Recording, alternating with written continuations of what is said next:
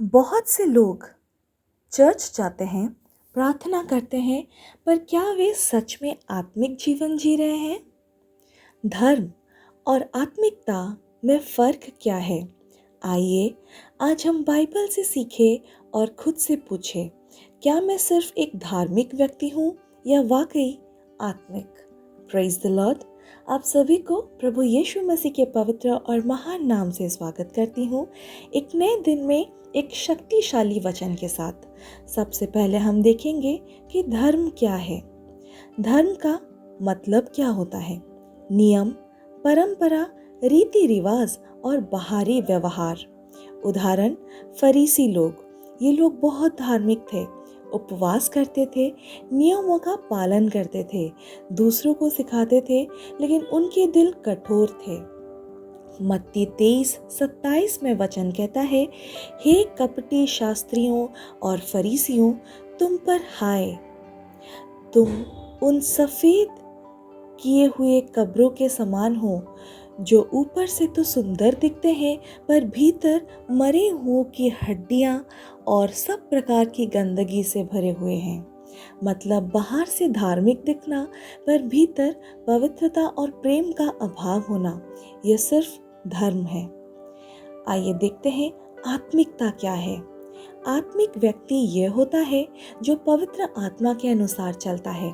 उसका जीवन प्रभु यीशु के प्रेम, क्षमा और सत्य से भरा होता है। गालातियों की पुस्तक 5:22 और 23 में बाइबल का वचन कहता है, पर आत्मा का फल है प्रेम, आनंद, शांति, धैर्य, कृपा, भलाई, विश्वास, नम्रता और संयम। उदाहरण, प्रेरित पौलुस पहले शाऊल था, बहुत धार्मिक था, मसीहों को सताता था, पर जब वो आत्मिक हुआ तो यीशु का सच्चा सेवक बन गया। आत्मिक जीवन का मतलब है अंदर से बदला हुआ जीवन जो प्रभु के अनुसार चलता है। क्या यीशु धार्मिक थे? प्रभु यीशु ने कभी धार्मिक रीति रिवाजों को केंद्र नहीं बनाया। मरकुस 2:27 में वचन कहता है, सबत मनुष्य के लिए बना है, ना कि मनुष्य सबत के लिए। जब फरीसी लोग सब्त के दिन नियमों को लेकर यीशु पर आरोप लगाते थे, तो यीशु ने दिखाया कि प्रेम और करुणा सबसे बड़ी बातें हैं। यीशु आत्मिकता की मिसाल थे। वो प्रेम, क्षमा और दया में चले। क्या आज हम भी केवल धार्मिक हैं? बहुत बार हम सिर्फ इसलिए चर्च जाते हैं क्योंकि आदत है। प्रार्थना सिर्फ ज़बानी करते हैं, दिल से नहीं। दूसरों को तो सिखाते हैं पर खुद पालन नहीं करते।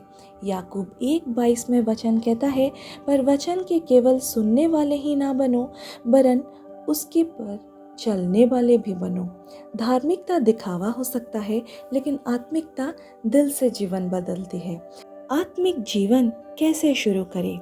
यीशु को अपने दिल से स्वीकार करें, सिर्फ ज़बां से नहीं, पूरे विश्वास और समर्पण से।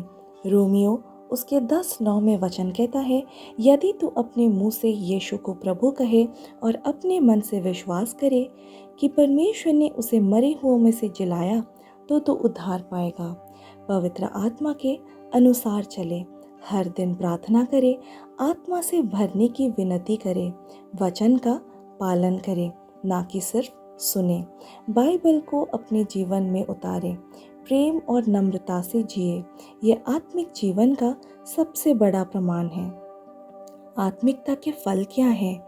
जीवन में शांति और आनंद होगा, चाहे हालात जैसे भी हो। प्रभु का मार्गदर्शन मिलेगा ये निर्णय में। दूसरों के लिए प्रेरणा बनेंगे।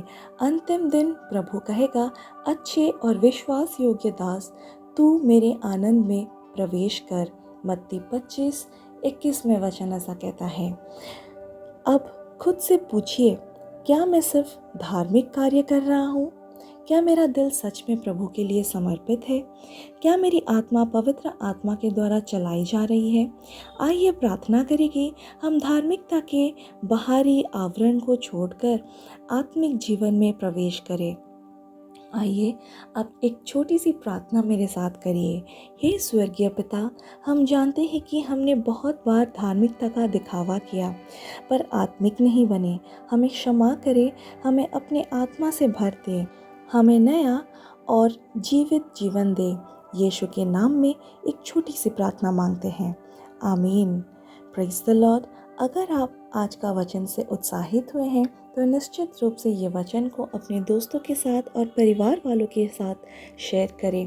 कमेंट में ज़रूर आमीन लिखें। Praise the Lord. Hallelujah. Amen.